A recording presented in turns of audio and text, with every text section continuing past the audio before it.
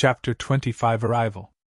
I'm just here, I'm fine, Bouncer. I don't know where we are though, but I am pretty sure we're not in Kansas anymore.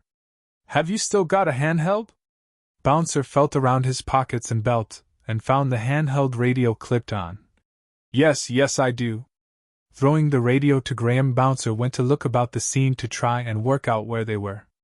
Catching the radio, Graham immediately turned it on and tried to contact anyone from the team. Dr. Robert? Sebastian? Barnaby? Is anyone there? After a few seconds there was no response. Looking at the radio, it was obvious the device was working, but it was equally obvious there was no one listening. Can you see any landmarks, Bouncer? Bouncer had been looking in every direction.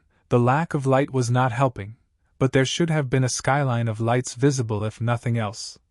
No, Graham, there's nothing, like it all got rubbed out, replied Bouncer. Considering the only other option, Graham slowly looked to his friend. Or we aren't anywhere near Corunna anymore. Bouncer turned back to Graham, a look of concern on his face. You think we've jumped to another Earth? To be honest, Bouncer, it's the most logical explanation. We were right next to that Farviewer when the power burst happened. But I thought the EMP had killed that Farviewer?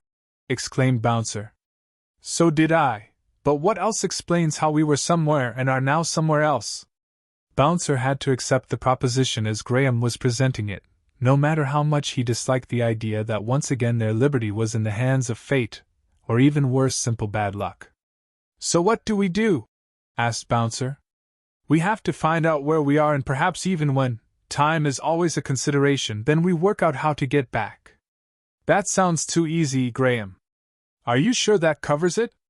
Well, it's clearly night time and we will need light to work out all the rest, so we'll need to find cover, rest up and crack on in the morning.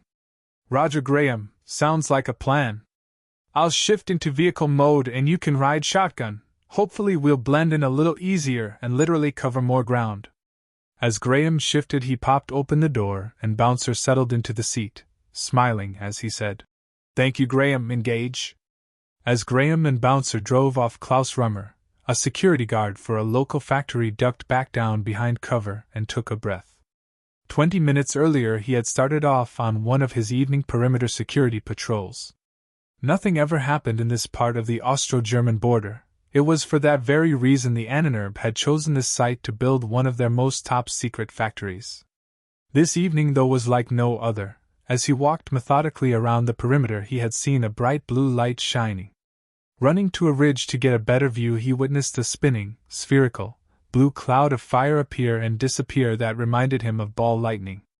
More concerned with the time, weather conditions and recording notes of the event, Klaus completely missed the two people that had appeared and driven off in a 4x4. A return in the daylight would show footprints that disappeared into a vehicle as if one had been in waiting. That would have been the case, but such was the case with bright lights that no one would be excited enough to see.